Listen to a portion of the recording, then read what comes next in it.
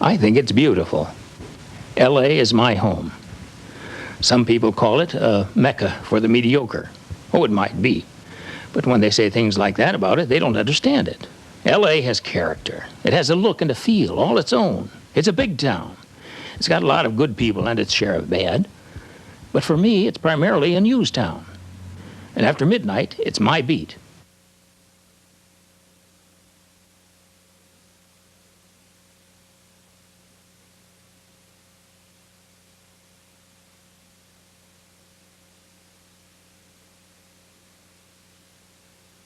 When I call an LA TV station and say, Ralph Lewis from St. Louis here, they know that there was important news in the city the night before.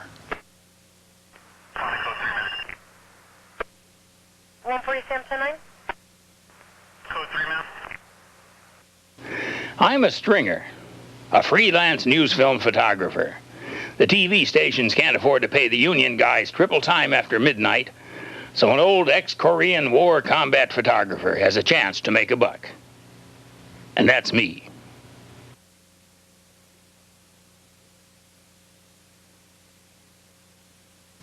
You've got to have the light if you're going to shoot at night.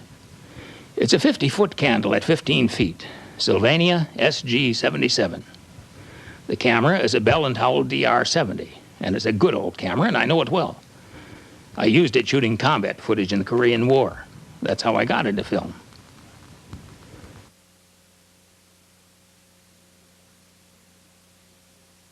You've got to be friends with the cops.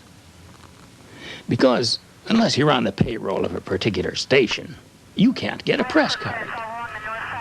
I got one of those photographed magazine press cards, but they didn't buy that one for long. So I do my drinking at the police bars. Sort of mix pleasure with business. And I get to know a lot of the guys that way. 8, you're getting 10, 33. Battalion 1, your 2nd BC, Division 2 responding. Task Force 29 will handle. Engine 45, respond to the box, 4th and Muirfield. The evening started at about 12:30 a.m. with a false alarm at a residential apartment building on New Hampshire Avenue just off 4th Street. When the night starts with a false alarm, you get the feeling that it's going to be a no-news night. Well, I had made up my mind that if things were slow downtown, I'd go up to Hollywood and try to catch a shooting or a cutting, even though it was another stringer's territory. 111, 111, 2 calls, business dispute, 107 West 3rd Street. 53, Classic, 120, pursuit code 4, to stand by. I was driving south in Figueroa across from the convention center when a 211 with shots fired was reported at a liquor store at Valencia and Pico Boulevard, just a few minutes away. 12-man 88, code 4, requesting an ambulance. The suspect was a single male Negro armed with a double-shot Derringer. The store owner had fired at the suspect, hitting him as he fled the store with $25 cash. Air 6, be advised, we've got some people out here on the northwest corner in this white building standing out on 1st Street.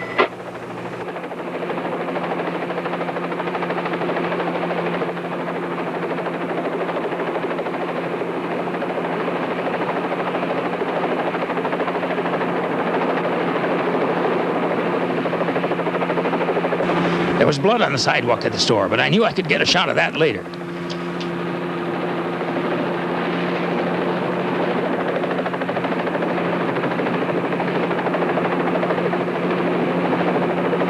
The cops knew that the suspect couldn't have gotten far. It was the helicopter's job to spot him and let the guys on the ground know where he was.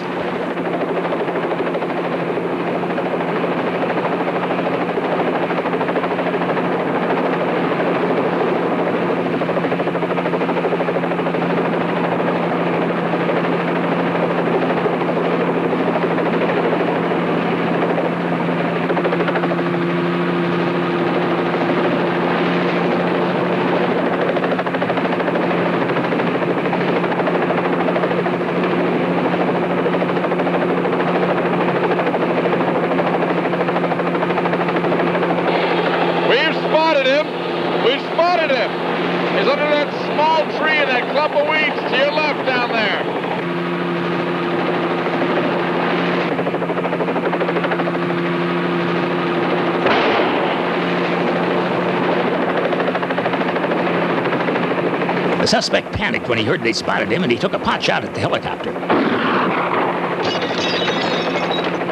Throw out the gun! Throw out the gun! No! Okay, men, the gun's out. Move in.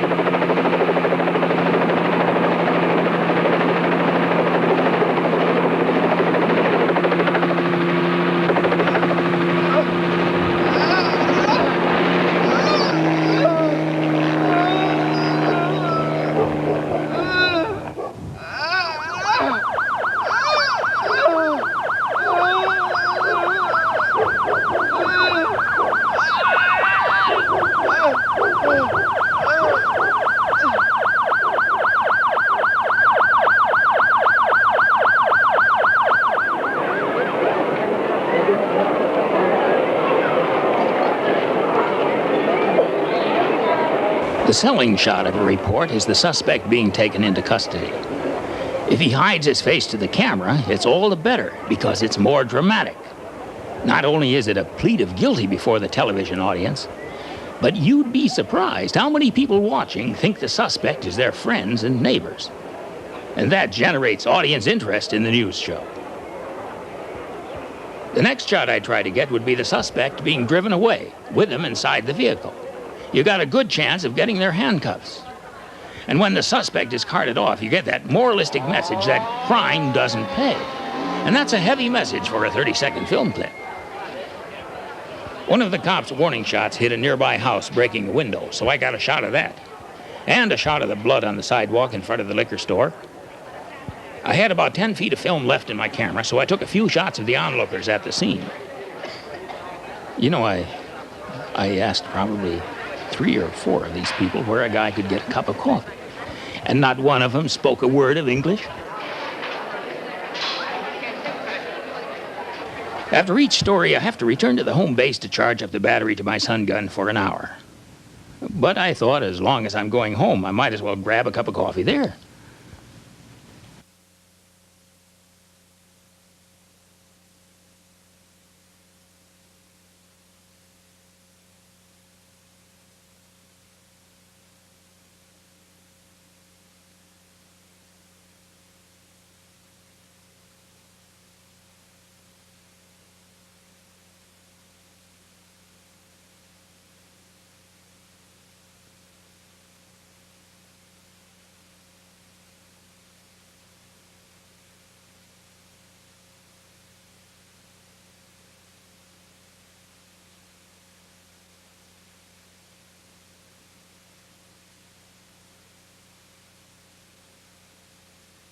My wife died on me when I was living back in St. Louis. Yeah, after I got back from Korea, I married my high school sweetheart. That was 20-some years ago now.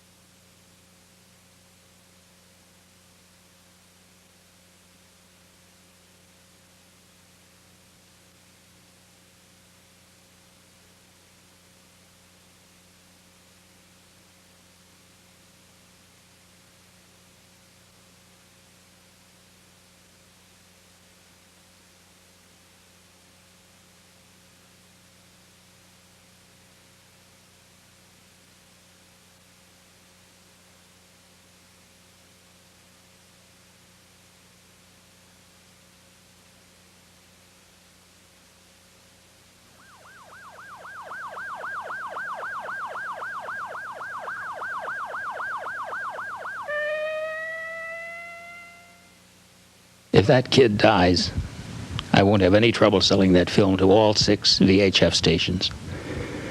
I know that's a pretty callous thing to say, but you get hardened doing this after a while. You think, if these things are going to happen, you hope they happen after midnight when you're on the beat and the union guys are off. Oh, I miss a lot of good stories, too. I miss the SLA shootout because it happened toward the end of the day. I was sleeping. But I did get that bomb that went off in the can of that Sheraton hotel bar at the LA airport. CBS used some of that stuff on the network. I guess I have dreams like everybody else. I suppose mine is to be one of those high-paid Hollywood movie cameramen. I know there's a pretty slim chance of that, but that's what I'd like to do if I had a choice. I like what I'm doing, though.